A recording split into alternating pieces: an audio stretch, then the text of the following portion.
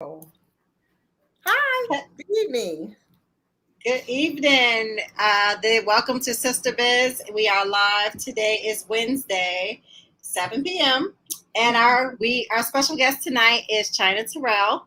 And of course, I have my lovely host, Tamara Brown. Hi. So, hey, how's your week been going so far? Oh, pretty good. A little disheveled today, but I'm going to get it together in a moment. Welcome, China. How are you doing? I'm doing great, and it is wonderful to be on this show with the two of you. You have no idea. I love it. Two has become one.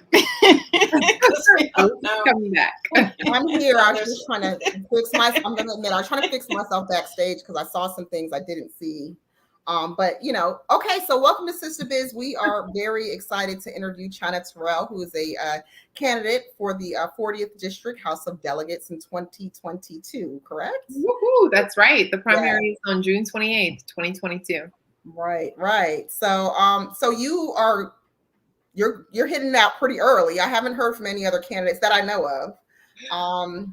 Tell us about yourself. Let's start with who you are and give us your backgrounds for those that don't know. I try to spread the news around to a lot of people that I know live in the 40th district, so hopefully they're on watching.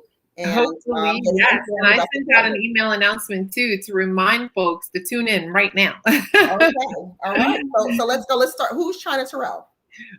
Great question. So I'm China Terrell, and I am running for delegate. And my background and my story start out pretty standard.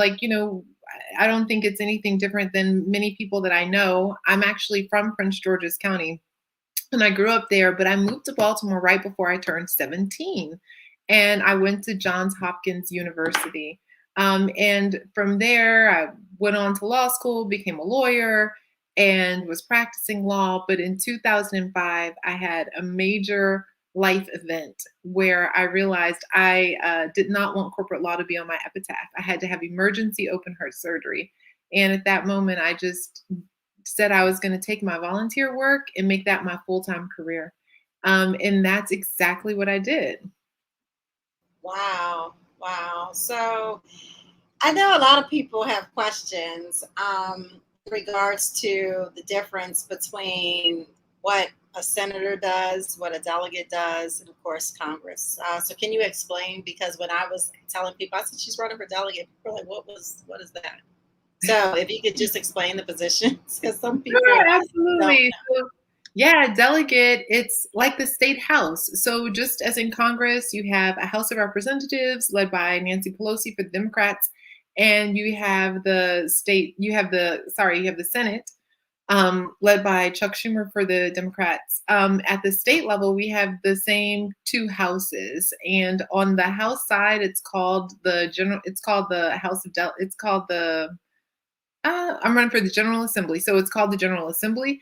And then on the Senate side, it's still called the Senate. And so as a delegate, I become one of a few others that are representing, when I say a few others, many others actually, but who are representing Baltimore City. But they're really working for the entire state of Maryland and representing their district's interest and Baltimore City's interest at a state level.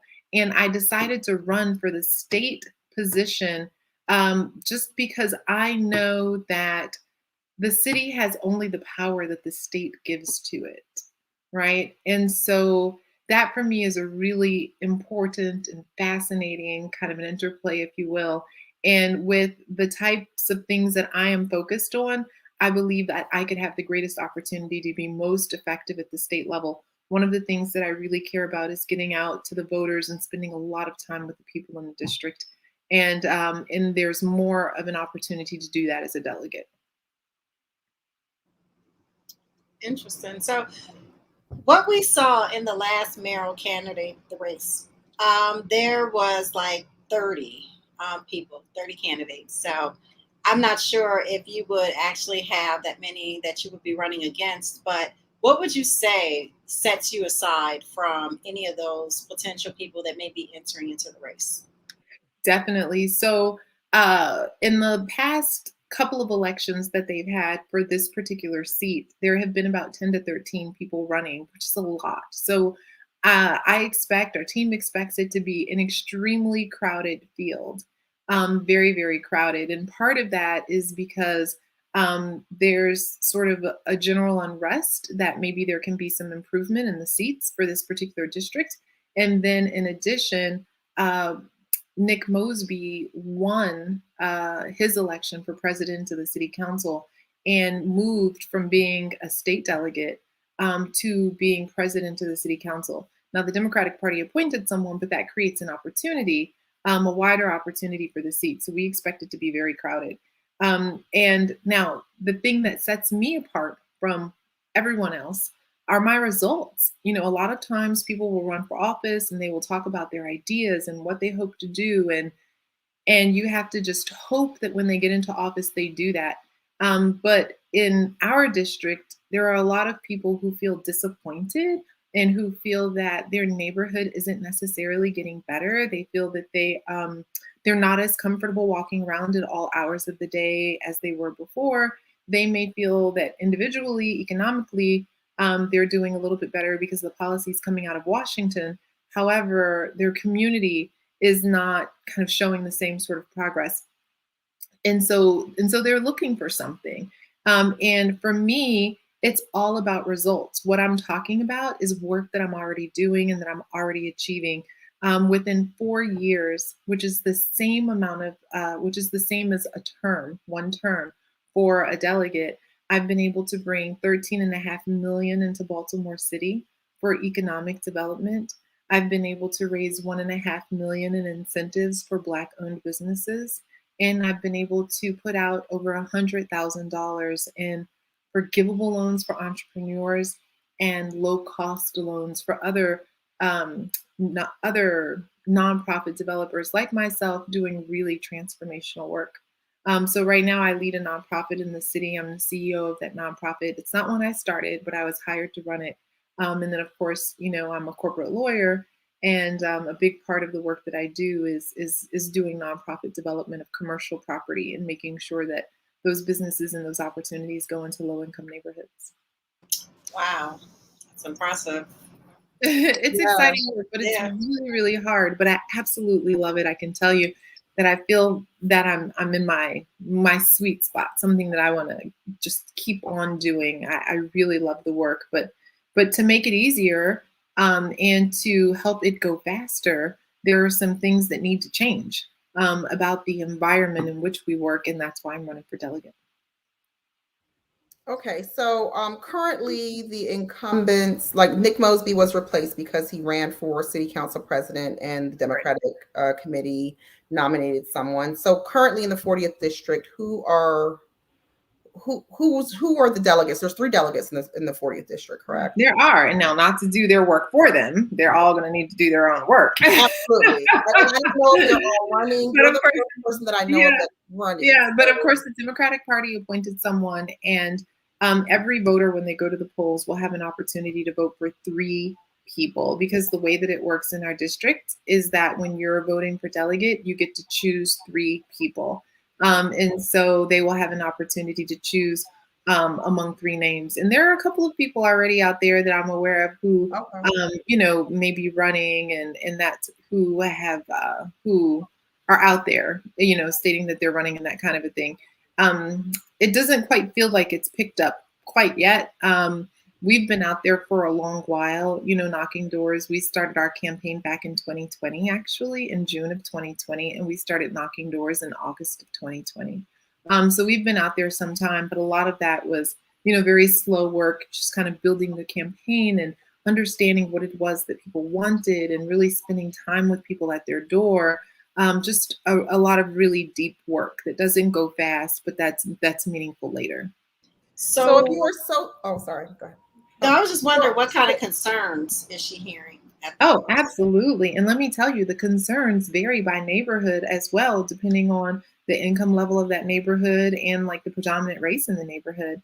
But I can tell you that across neighborhoods, the number one thing that people are concerned about is public safety. Now, here's what's fascinating. because I spent a lot of time, I've done a lot of work on police legitimacy as well. And so I was hearing at the beginning public safety so much that I started to push back and say, wait, public safety, do you mean police reform? And inevitably people would say, no, public safety. And so of all of the people that we've talked to, and it's like thousands, um, there I can count on one hand the number of people who have said that their number one concern in the city is police reform. On the whole, people want police to be doing the job that they're supposed to be doing. They don't want to be terrorized by the police, but they understand law enforcement as an important function for public safety, which is really interesting because going into it, I thought that I would hear a lot more about police reform, but really the overriding concern is public safety. Right. So, and one of the topics on your site, one of the issues that you cover is, reimagining policing. Oh, Um, right. And then also, yeah, of course, public safety. And so I wanted to get more in depth about some things that your website talks about as far as the actions for improving or lowering the murder rate specifically. You have some things on here, and I don't know if you want to expand on that a little more. And I ask you that because, and we want to ask the hard questions because candidates type up things on their site that sound good that aren't really actionable. We heard about these crime plans, even with the mayor, and I think there's just some kind of confusion. Like, can this really happen? So what we like to hear from candidates is like, is this something you could really do? And can this really happen? Because the murder rate is very high. Oh, the murder rate is out of control. And it's the murder rate and the loss of economic opportunity that have been really driving Baltimore's population loss since 2015, basically since Freddie Gray died, since the murder rate skyrocketed to over 300 a year. So I can tell you, so first of all, my website is ChinaTerrell.com. And so it's also, you see it on my label, my name, but if you just go to ChinaTerrell.com, you can check out everything, you can sign up for updates. As it concerns public safety, I wholeheartedly agree with putting our money on the strategies that are proven to be most effective. That's group violence reduction, focused deterrence, which we hear a lot about. And basically what that means is that you round up all of the would-be shooters, and it's a kind of a carrot stick approach where you say, hey, if any of you pull the trigger, we're coming down hard on all of you. But if none of you pull the trigger, then here's your housing, here's your education, here's your job, here's everything that you need basically to become a more productive citizen and to leave the game. Now, hands down across the United States in every major city, this strategy is proven to be the most effective for lowering violent crime. It's never worked in Baltimore City, and it's never worked primarily because it's never been implemented in the way that it was designed to be implemented. It's never been funded for success. There have never been the resources and the coordination among all of the different agencies and groups that would make it work. So I am wholeheartedly behind putting money behind that. It will cost at least $10 million at a minimum to begin to implement effectively in the city. The last time it got money, well, I guess in October of 2020, it got $600,000, which is nothing. Fortunately, with what's happening out of Washington, I believe groups that are saying that they're doing focused deterrence have gotten another 1.2 million. So we'll see if that strategy can be implemented effectively. But here's what no one is talking about.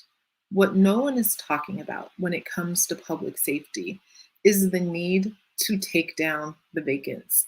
And when I say take them down, I don't mean to demolish them all. What I mean is to literally make the opportunity to invest in these low-income neighborhoods more valuable. Because right now we're at a place where there's no way to rehab our way or demo our way out of the vacants. The vacants come online faster than people are doing demos and rehabs. And as long as we have youth growing up around these buildings with the windows blown out, the doors and windows boarded up, there's no roof on the building, that blows out the soul.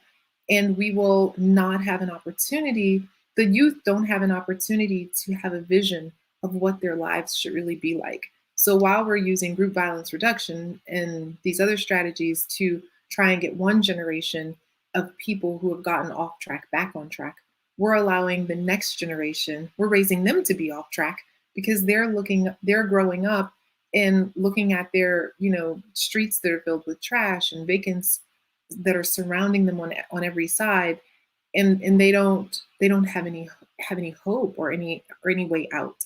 And so really, if we want to get our arms around public safety, we have to focus on eliminating the blight in a productive way. We've it's about economic development. Literally, the flip side of public safety is economic development. So does that mean that the state will start to hold like the city accountable for failing to employ a lot of its residents? When you look at the amount of people that in a lot of contracts that leave the city, they're not employing their residents. So Right. if they want crime to be reduced, but then you're not giving jobs to the people that live here, and all they can do to feed their families, unfortunately, may be crime. Mm-hmm. One affects the other. So, I mean, when will the state try to hold the city accountable for employing their own people? And so I don't know if I would kind of frame it as the state holding the city accountable, but I do believe that we have to create those economic opportunities for people to have jobs. I hire people myself, and I, have real estate projects in a low income community. And when people have come up to me and they say they want to work, they have an opportunity, I figure out something for them to do. A lot of times I have contractors, and the contractors will say, well, I don't want to take them on because insurance, whatever the case may be. And I'll say, okay, fine. I put them on my payroll, and then I send them to the contractor who supervises them. We've done this, for anyone that has requested. A lot of times people will say they want a job. I tell them when to show up to meet me at work, and they never come. I will go around and door knock in the community and say, hey, we're having an event at the site, come out. I know also that there will be a few people there who are hiring, and the people say, okay, great, I need a job, and they don't show up. I know that sometimes we hire people and they work great as long as they are working entirely alone. As soon as they are in a group situation where they're having to kind of interact with other people, it begins to fall apart. And so I think that the situation is much more complicated than saying, hey, you have to hire this person. We absolutely have to ensure that local residents are getting hired. I think where the state can come in and make it easier is, and I'll throw out a couple of examples that, I've also heard from some of the small business tenants, and that, just in talking that we've all come up with together. Number one, a lot of, we want the small businesses to hire more of our residents. A lot of our residents have barriers to employment. The small business itself doesn't have the capacity to deal with all of those issues. So if someone's coming late to work, they don't have their bus pass, they got arrested the night before, they can't show up, the small business just can't absorb that. And so one thing that could be helpful is if, with a state resource, the state and the city working together, we said, we are allowing for any small business that agrees to hire one of our residents that, has barriers to employment, whatever the case may be, access to, case management. And we, in this sort of state, city run, or whatever program is hired, case management will interface with the worker to help with whatever issues, challenging issues, or what have you arise, so that the small business doesn't have to do both the job that it's trying to get done and then also the case management with the new employee. And that support is really needed. It's so hard to find good help that when someone is a good worker, they do not have any problem finding a job in this city. They literally just do not have a problem. When they are known to be a good worker, that word spreads fast and they can get a job. But then sometimes there are challenges. And so we need to make sure that we're supporting our small businesses and hiring people that, may have more challenges just in terms of overcoming some barriers to employment.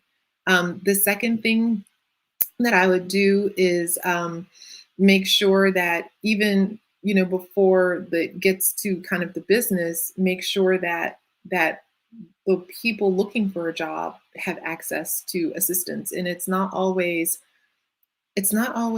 resume building or, how do you sit down for an interview. Sometimes it's just therapy. How do you resolve a conflict at work? How do you kind of not go, to how do we not have flashpoints, right? Get to 0 to 60, get to angry in like 0 to 60 seconds. Like how do we stay calm? How do we problem solve? That kind of a thing. And I think that making that widely available and free, and making something like cognitive behavioral therapy kind of be down every single Baltimore street like water, would be something that would be really helpful. There are so many people who have seen so much and who are carrying that trauma, and need a way to release it or to deal with it, or to know how to manage it, so that it doesn't show up at work. And I think those sorts of things would be very helpful.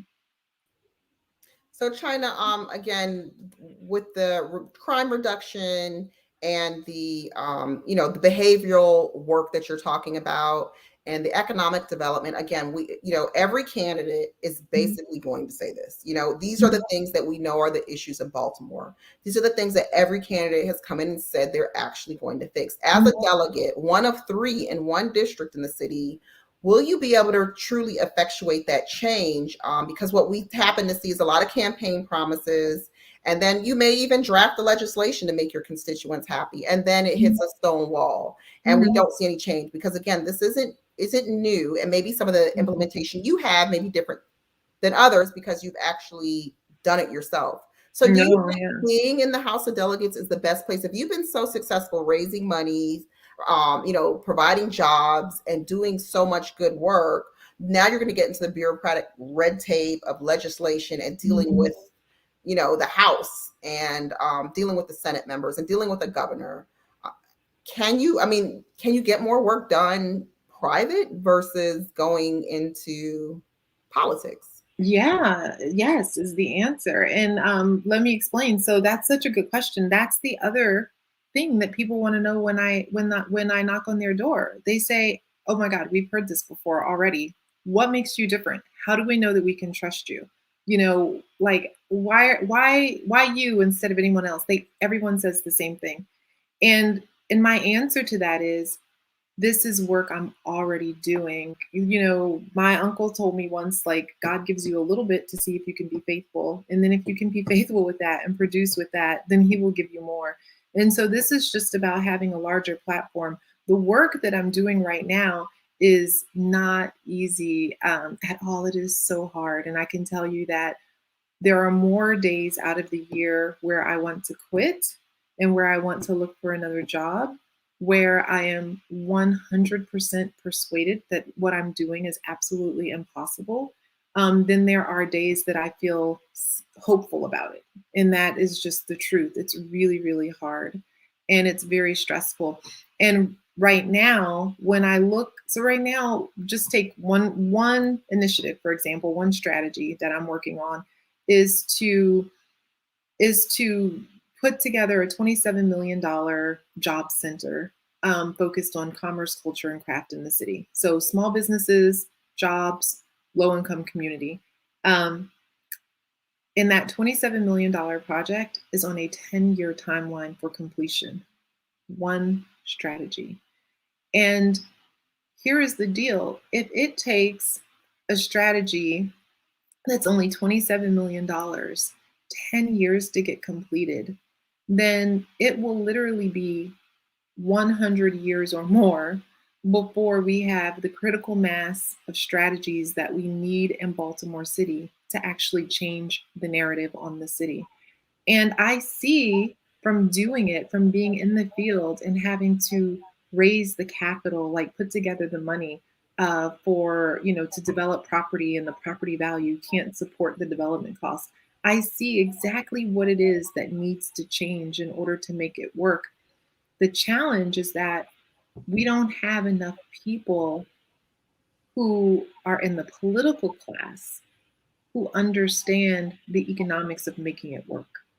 We do not have enough people in the political class who understand how do you create value in the market, and how do you take a neighborhood where there literally is no market. You have to create the value and then build that value in the community.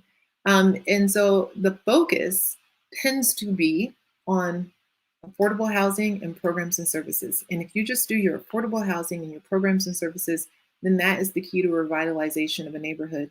And that is false. It is not. Affordable housing and programs and services on their own do not support neighborhood revitalization on their own. You have to add in businesses and amenities, the same things that probably any of us look for when we're looking for a neighborhood. Is there a grocery nearby? Is there a park nearby? Where am I going to bank or do my dry cleaning? That's the same thing that low income people look for too. And so it's really about figuring out how do you kind of create the condition where those types of amenities and businesses can go into these low income communities, because without them, the communities can't come back online. And that is all about economics. But not just low income. In the 40th district, a neighborhood that I have been in and lived in and own in, Ashburton.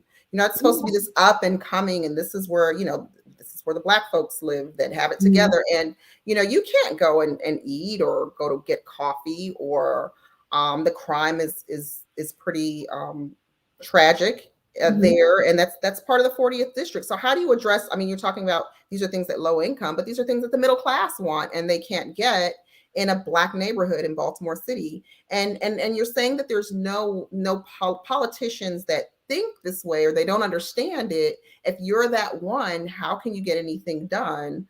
You may get smoked out, or what tends to happen, a lot of politicians go and saying they're that person and change their beliefs based on what the populace believes, because they really can't get anything done. So if you could just address, like, even the middle class, I think there's going to be a Black flight in the middle class in Baltimore City and low income. I mean, it's just a challenge in every neighborhood where you see the majority of us, regardless of the. Yes. And so here is the deal. Because I've spent quite a bit of time in Ashburton door knocking. And I can tell you that Ashburton did used to have businesses. Actually, I knocked on one woman's door and she said, I said, what's your number one concern? She said, we used to have businesses in this community. She said, there used to be places where I could go and get a coffee. She said, all of that is gone. She said, we don't have any of that anymore. There are surprisingly more houses going vacant in that East Arlington, Ashburton, Hamlin, Longwood area than one would anticipate. And the reason is that the people who live there are getting older. And as they get older, they move, they downsize, or they pass away. Their children don't necessarily come back because their children are settled with their families elsewhere or have jobs elsewhere. If the children take the house, then sometimes what they do is they sell it. If they don't sell it, they rent it out, and they're not always renting it out to, someone who intends to be in the neighborhood for long term or is making that long-term investment in the neighborhood. Increasingly, I believe, there are more kind of group homes in Ashburton because the housing is large and there's ample parking. And so Ashburton is actually a neighborhood, Ashburton, East Arlington, Hamlin, these predominantly Black neighborhoods that are really kind of the base of kind of the Black elite in Baltimore or the Black political class. When I knock on the door and I say, is your neighborhood better than it was 4 years ago? They say that it isn't, and so I would flag these neighborhoods for the state's Department of Housing and Community Development and the city's Department of Housing and Community Development as a neighborhood that needs additional supports now, so that it doesn't fall into a decline that can't be reversed, right? And right now, it's not clear to me that there's actually kind of an early warning system, if you will, for some of the neighborhoods that are actually stable and that have been anchoring an entire community, to make sure that they can continue to be a strong and robust anchor. And certainly Ashburton is absolutely beautiful, especially with the Ashburton Tanks project that they have going on, where I know hopefully, for everyone, the construction will be done soon. But when it's done, there will be a brand new park there, which will be an incredible amenity just in terms of the amenities that are getting done. But there are early warning signals that are happening in Ashburton, and I am concerned that no one is paying attention to them. And because of what that neighborhood means for just Black history in general, we need to be paying attention to what's happening in that neighborhood.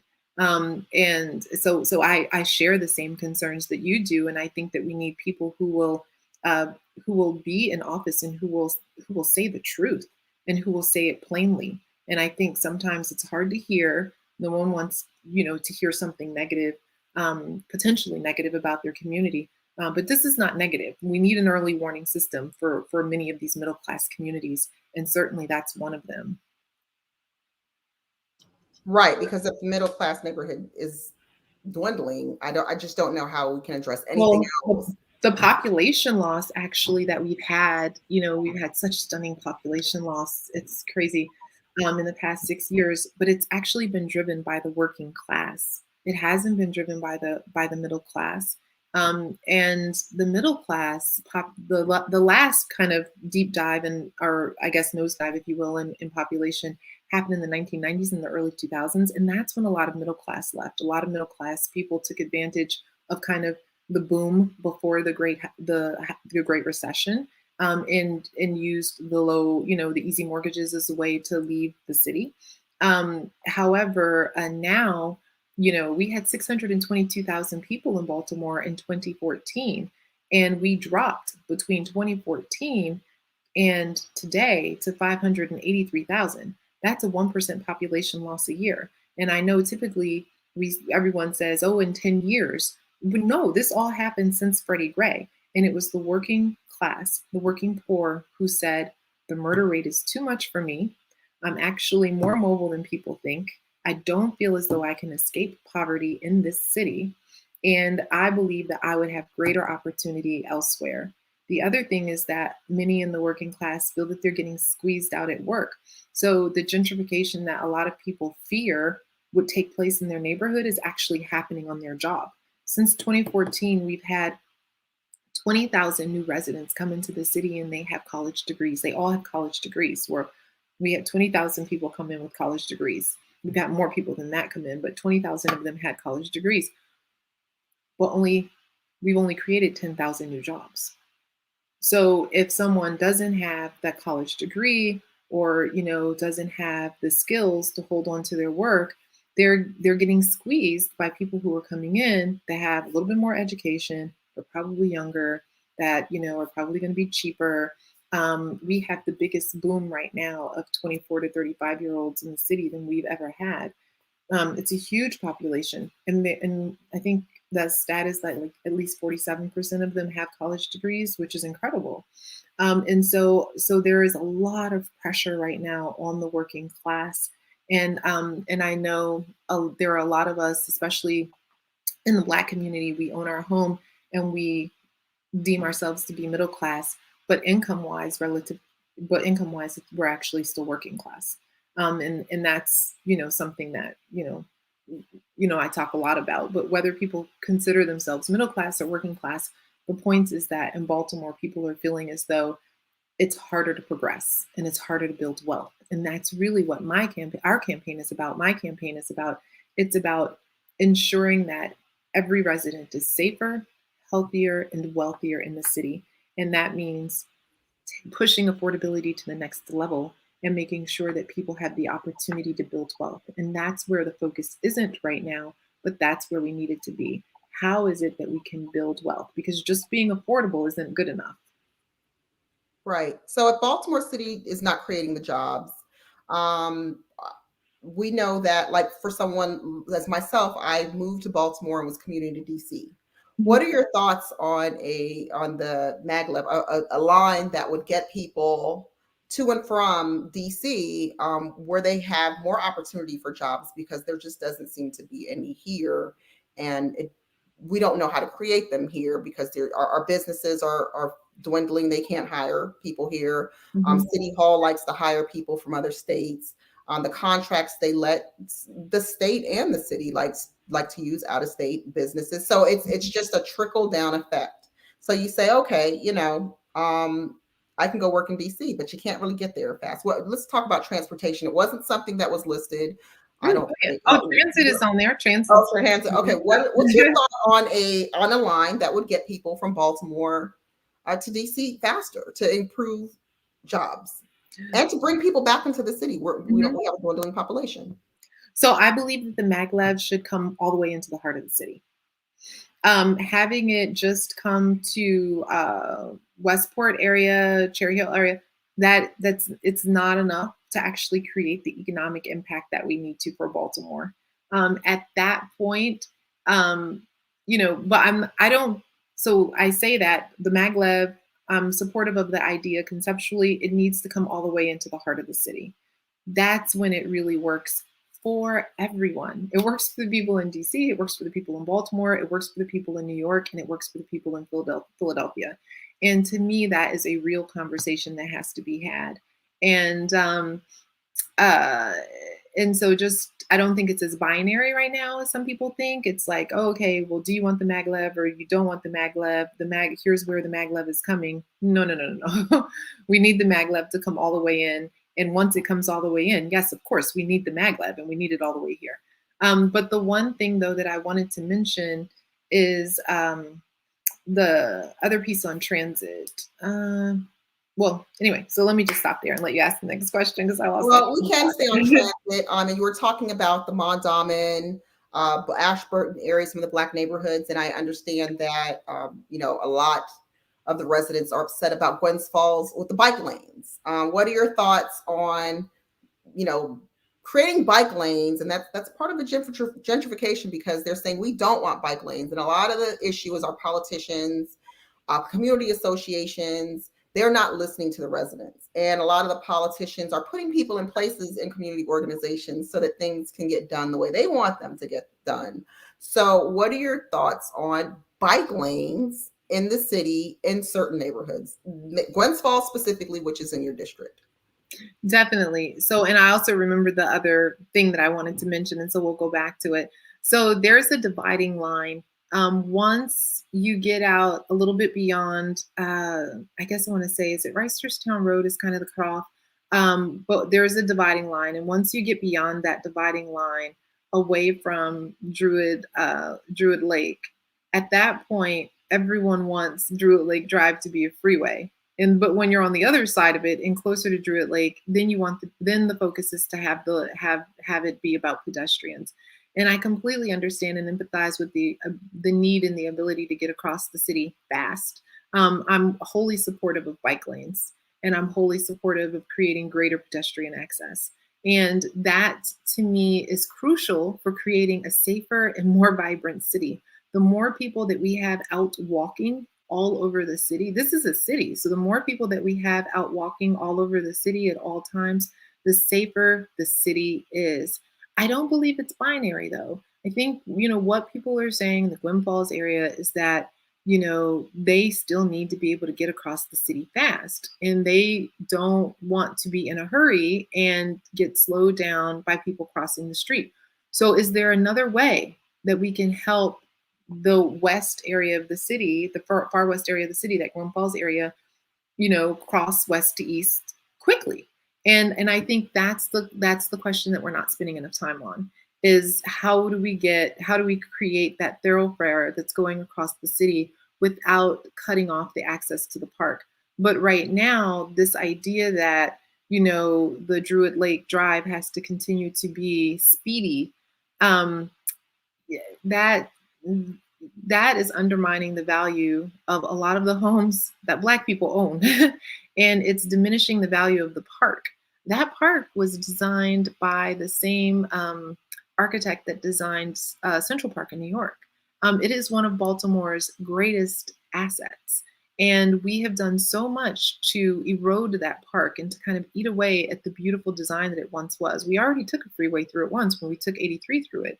And you've got those two big pillars right on North Avenue on either side of 83 that used to be one of the kind of very just magnificent entrances, if you will, to Druid Lake that people would promenade through or take their, horses and carriages through.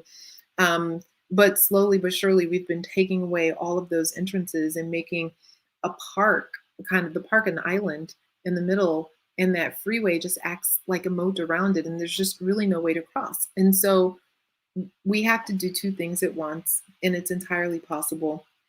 We need to create pedestrian access to the park, and we need to make sure that there's a path that goes from Druid Lake Park all the way to the water, all the way to the harbor.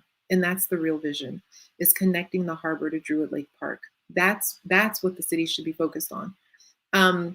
But then in addition, we have to really acknowledge the legitimacy of the concerns of people who live in that Gwynn Falls area. They need a way to cross the city, and they need a way to cross the city, quickly.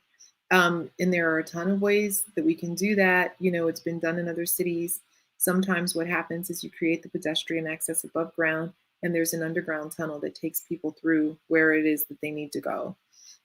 Sometimes, there's, an overhead bridge, whatever the case may be. Sometimes maybe there's just an alternative route that's just speedier, but I just don't think we're even asking that question right now, and we need to be. So I don't have the answers. I'm not a traffic specialist. I like to wear lots of hats, but traffic engineer is like not one. But I just know that we're not asking that question for the Gwynn Falls residents, and we really need to be.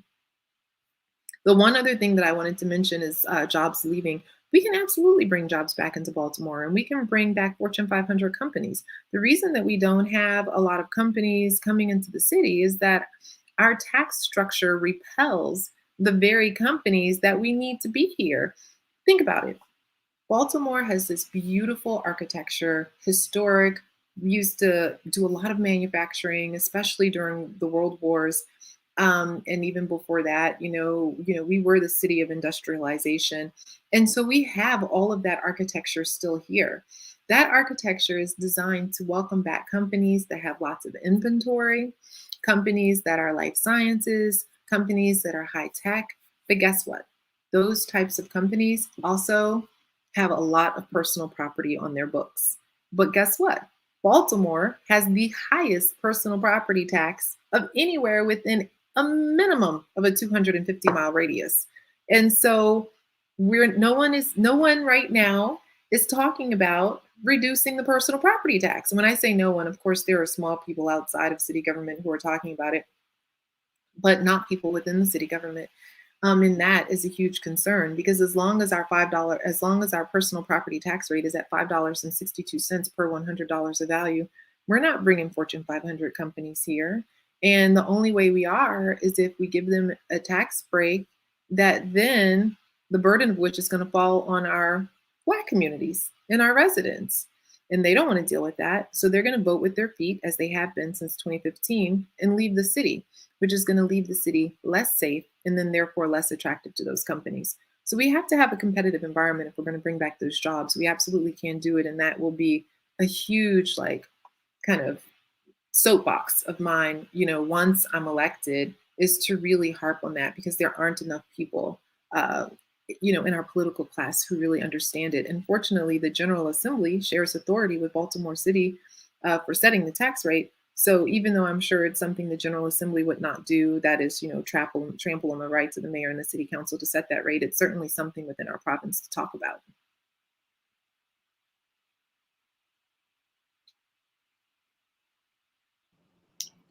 Wow, interesting. I mean, the taxes are very high.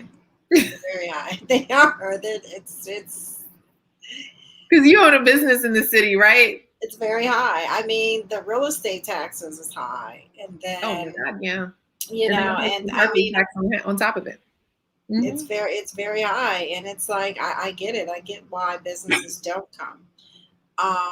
But I guess I'm wondering, what can the state and at your level, what can be done to help support, the businesses? Because they need advocates. We really need Mhm. advocates, and people that do understand the business process, because a lot of it is not, if you don't necessarily have one type of business. And I spoke about this when I was actually on the show with The Hill, that if you don't have like a restaurant, a bar, or say, for instance, anything that, I guess, a clothing line that people can touch, then your business kind of falls through the cracks for a lot of the Mm. different programs that the city, may have offered, as well as the state, Mhm. because they focused on a lot of the retail stuff.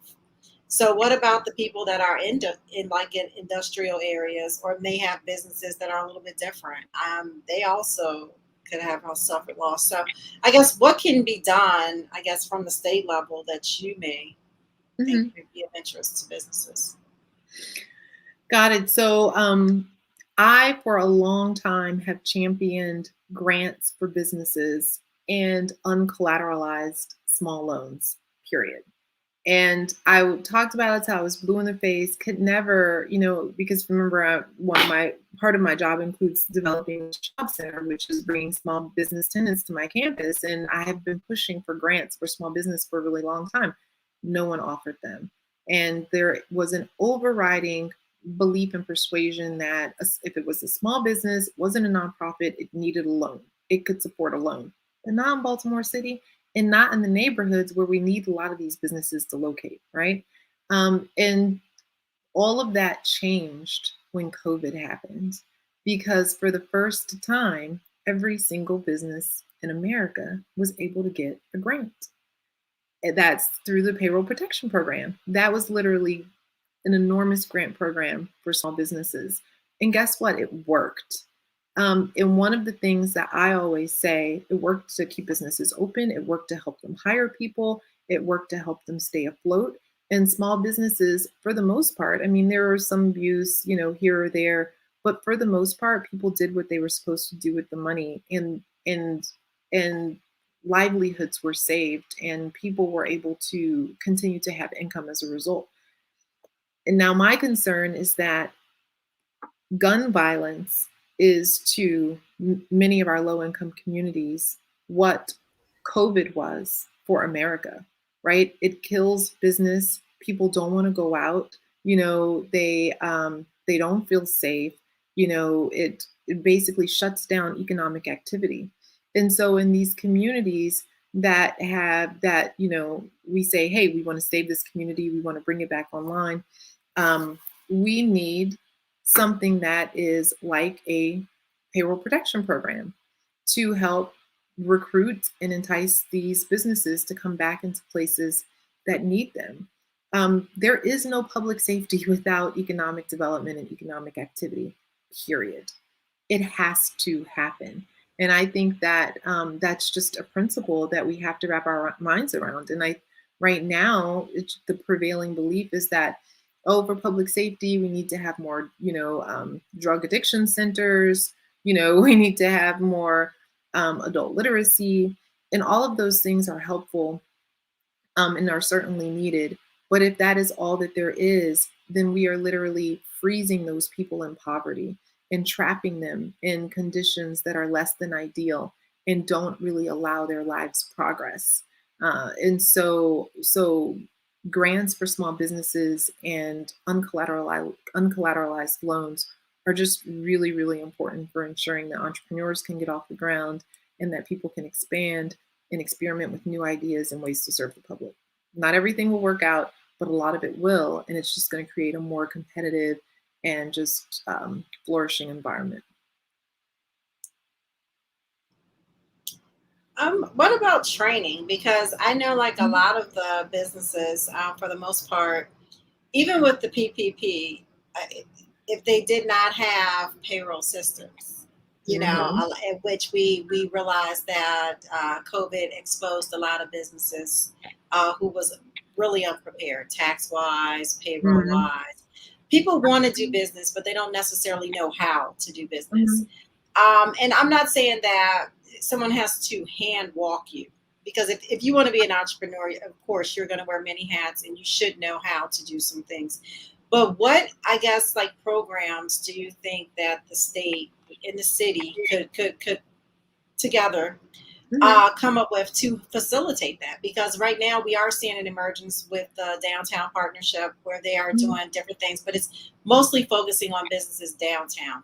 Everything else, it's just like, so I'm just wondering, not only that, but program- it's extremely small. And it should have happened a long time ago. And it's like 5 businesses, $50,000. What have they been doing for the past 20 years? Like what, and so no, there's no credit for that. I'm sorry. But I do agree with you. And I can tell you, here's how I experience it. Because as someone that, puts out multi-million-dollar RFPs and is looking to hire contractors constantly, especially minority contractors and women contractors, here's what I experience.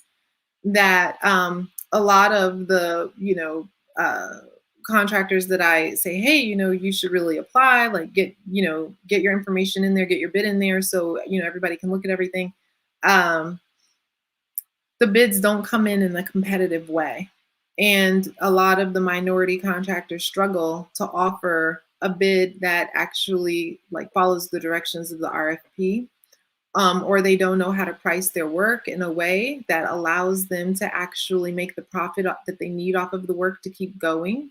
And a lot of times they can't price their work competitively because their cost of capital is so high and they're not getting the pricing from wholesalers that they need, the lower pricing from wholesalers that they need to offer me a competitive price to begin with. And there's so much that is affecting our minority business owners. So definitely one of my solutions has always been that there should be, whether it's public-private or whatever the case may be, but public resources need to go into setting up a back-end office, an office that small businesses can go to get help with marketing, to get help with drafting bid proposals, pro bono help, because they literally cannot afford to pay for it, can't afford to think about it. They're just, because small business owners have families. So like I have a 4.5-year-old, and let me tell you, when I put her to bed, I collapse, and I don't have any more left in me. And I'm trying to work and campaign and be a mom, and it is a lot. And so if you can imagine being a small business owner where you only eat what you kill and you still have a family and you still, have to make dinner for everyone, put everybody to bed and all that, it is a lot. And so you're just literally going from job to job and trying to bring in the business where you can. And a lot of times what I see is that small business owners just don't even have the bandwidth to take a step back and to be reflective, to even build the infrastructure that they need that would make them more successful. And so, I'm sorry, but Nicole, I also think that some of these the contracting associations that these small businesses are part of, that profit off of our small and minority and women-owned businesses, they don't seem to have those type of benefits, and I think that needs to be restructured in a way as well. I mean, I do understand that, but we do have these organizations and associations that also profit, and so I would like those organizations, they're not going to come in and walk you through. They're not going to do the bid for you, and that's what I literally think needs to happen. I think that there has to be coaching to get the bid done. We're going to come in and we're going to help you set up your marketing, and you're not going to pay us for it. I mean, there just has to be that type of investment. Like we literally just have to put our money where our mouth is. And I know a lot of people say, well, people need to pay, maybe they can pay like $10, have skin in the game, or $100, but literally we just have to create the resource so that people get the help that they need. Well, I know that they had some programs, we'll just say like Goldman Sachs, right? But their criteria was like, for some businesses was like 75,000. You had to have that, of course, in business 2 years. And I get it. 2 years means that you're serious about business, right? 100,000, I think, was another. Some businesses may not make that. So does that mean that they don't want to scale? I mean, Goldman Sachs actually has an earlier entry program for businesses that aren't there, because I was working with I hired one minority contractor. Okay. And I just really wanted to partner with them and help them grow and scale. And I referred them to that program. And I didn't realize that initially that the Goldman Sachs 10,000 Businesses program had those requirements. But what I learned was that then they were able to get referred to a lower level program where there weren't, kind of those requirements of the 2 years in business, the $75,000 in revenue, and it was more starter. But that's not really what I'm talking about. I mean, I just think in general, how many training programs can you go to where you take time out of, hunting, right? You eat what you kill, where you take time away from doing the work and you go and you get trained for 6 months or 6 weeks or whatever. That stuff is very valuable, but there just has to be something where it's like, I have an RFP. Here's what I've put together. Can you please go over it for me and make edits and improve it and make it look sharp and clean and tight so that when someone puts my RFP next to the next person's RFP, what I have looks competitive. And that is absolutely not the way that so many minority contractors present their work. And it makes it difficult for them to get the win. They don't get the award because at the end of the day, you have a team of people. And it's hard to select someone that is presenting a package that doesn't look as well put together. That's right. Yeah, and it's harder to compete with the bigger companies pricing wise if you're looking for the lowest bidder. Okay, so we're at the top of the hour now. We've been on almost an hour, and I have two questions that I really wanted to ask you. I'm going to hit hard with the hard questions. Bring it on. You talk about public safety and guns and businesses coming in. And being kind of reluctant to come in because of the crime, because then your employees have to live here, and then your employees are getting robbed on the way to work or shot or whatever. I'm dealing with all the trauma. My perspective is, how do you feel as a state delegate who would be drafting legislation? Let's say it's day one, you've won. It's your first day are you opposed to increasing mandatory minimums? I know this is flown around Annapolis a lot. Maybe the Republicans may feel a little more harder on it than maybe the Dems, and the Republicans feel like these, new millennial, we're such soft Democrats and we don't want to be hard on crime. Are you opposed to increasing mandatory minimums for repeat gun offenders? I am opposed to it. Yeah. You are opposed? I am opposed to increasing mandatory minimums for repeat gun offenders. And the reason that it does not work. People who are repeat gun offenders do not care about their lives. They think they are going to die anyway. But if they're getting out in 2 or 3 years, and if they're not going to get out in 2 to 3 years, if they're convicted again with a gun crime, you don't have that repeat. So what you need is real gun control. Real gun control. How do you do real gun control then? Fingerprint trigger. Right? Crack down on all of the ghost guns. I would do really harsh criminal penalties for people that are manufacturing like the ghost guns. Like I would do that. But there are all kinds of things that we can do that make it harder for people everywhere to get guns, right? To just say, okay, we're going to increase the mandatory minimum. You're going to end up with more people in jail, which means you're going to have more decimated communities and more generations that fall into the same type of violence. It is a problem that perpetuates itself when you break up more families and just throw them in jail. Now, I don't believe that people who are repeat gun offenders should be on the street. No, not by any means. But if the idea is that, I'm increasing this mandatory minimum because this somehow reduces violence in the community, there is no data anywhere that says that. None whatsoever. And so I think that it is an idea that sounds good and, for a long time has been a talking point, but really it is, it doesn't achieve the results that people think that it should. It shifts the burden to a particular segment of the community. It does not really address gun violence. It does not address all of the suicides among military personnel. It does not address the accidental deaths of toddlers finding guns in the home.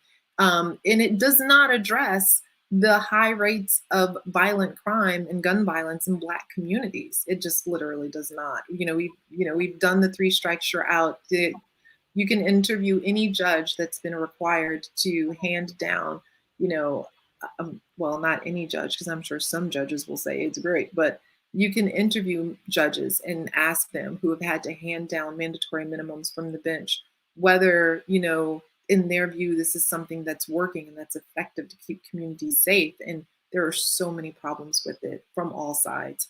And so no, I would absolutely be opposed to mandatory minimums for that. Okay. And so I had one more tough And question. that to me is not real gun control. Yeah. Okay. So Glenda Curtis made a comment about Baltimore City about the bidding, but at the end of her comment, she said, we have to pull the sheets back and expose who's in bed with each other. And this is an issue that a lot of the citizens, there's a lot of unrest in the city, you know, and you mentioned that a bit in the beginning. And some of the unrest. I agree with her. Yeah. There's a lot of corruption in the city. And there's a lot of corruption in the city. And this is the other thing that I hear. So here's what I hear when I knock on the door. It's public safety, right? Mm-hmm. It's education, it's corruption. These are the things that in the fact that our youth don't have anything to do or anywhere to go. These are the things that people are talking about. So let's get to the question for me was expose who's in bed with each other. You know, candidate Terrell, who are you in bed with? Who are you affiliated with? Who are your political allies? Mm-hmm. We need to know. I don't have call tomorrow for political advice. I wish I had political allies. Let me tell you, I don't perceive myself to have political allies. I can tell you that, you know, I am a huge fan of the State Department of Housing and Community Development because I believe that they are doing really transformational work in our low-income communities right now. And I believe that they get it and are doing really innovative things, including like investing in businesses and so forth. They have not invested in anything the ACT is doing, but I mean, when I say anything, they have not invested in the business that we're doing. Certainly we've received grants from them, like, you know, that. And so when I'm talking about like business investment, that's what they're doing, which I think is so innovative. It's different from grants. But otherwise, I'm lacking in political allies right now. And in fact, I have quite a few political enemies, I can tell you. And the reason is that sometimes people ask me to do things that I say no, because I believe that would land me on the front page of the Baltimore Brew or in jail. And no thank you to either. We hope, I have quite a few you keep that energy. Okay? We hope you keep that energy because all too often our Black female, particularly leaders in the state of Maryland, have let us down by taking $5 to rub them together for whatever reason and to just ruin their whole political career. So I will my comment on that, but okay. But the pressure doesn't just come from politicians. It also comes from residents. When people don't believe that their city will be more or that their neighborhood will be more or that there will be enough to go around, everybody tries to take what they can get. And they try and do it by any means necessary. So when there's like a little bit of a surplus, $640 million, people just grab at it and try and take everything that they can get because they believe that's all that there could be. They don't have a real vision or faith that the city's going to build and that there will be enough for everyone. And they don't think there will be any accountability. That's another issue. Maybe. Yeah. Okay, so my last day, so it's day one. Tell us what you're going to do in your first 100 days if you win the election. And I will close on that because I have no other questions, Nicole. Show the world exactly how it is that we can slash taxes in Baltimore City and bring back residents. And I will put out the legislation, even though I know that would be very difficult to get passed. But right now, there is not a roadmap. And everyone says, no, we can't do it. Taxes are a third of our budget, but it is the underpinning of structural racism in this city. It is literally the underpinning of structural racism. And for a long time, we as Black people in particular have been very comfortable with high taxes because we think that it is a way to redistribute wealth. And we believe that we are in need of higher services, but we are not getting those services in exchange for the taxes that we pay. And because of housing segregation, there is no redistribution of wealth. It's being redistributed away from us. And so I think that we really have to address that. And it does not answer the question just to have Hopkins pay more. That does not create a competitive environment. And I would much rather have $1 billion a year coming into the city because all of a sudden we have a competitive environment than try and finagle $32 million out of Hopkins. And, maybe what it is that, we need both, but we have to answer the issue of competitiveness, period. So my first legislation is going to be around corruption because that goes to the heart of competitiveness, and it's going to be around taxes. Taxes part won't get through, but it is strategic to show the way, because we have to show that it is truly around we need the opportunity to build wealth in this city. And right now, in an anti-competitive environment, we cannot build wealth. People, lower class, middle class, people cannot build wealth, and the wealth that rich people can make is capped in an environment like that. And so it's really better for everyone to have a competitive environment. And that's what my first package would be about, undoing structural racism at its very foundation. Mm-hmm. Okay. Well, those are all my questions, Nicole. If you don't have any, China, thank you for joining us. We appreciate your time. We'd like to have you on again as your campaign keeps rolling.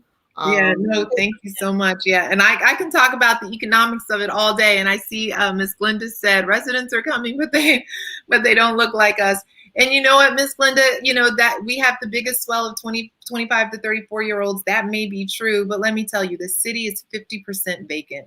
Let them come. There's more than enough room for everybody. But we need to make sure that the people who live here and the people who have been living in the city for a really long time have the ability to build wealth in it.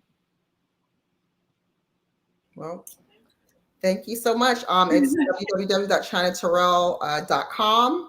Look her up, send her a message, invite her to your community association meeting. Yes, I would encourage all of the communities within the 40th district. I've spoken to some of the people in different districts or different areas and communities. You certainly need to get the candidates there. I'd get anyone that's challenging Ms. Terrell to get them there and have your own. Ask the hard questions. And if we don't agree, it's totally fine. But I'm just not going to BS anybody, you know.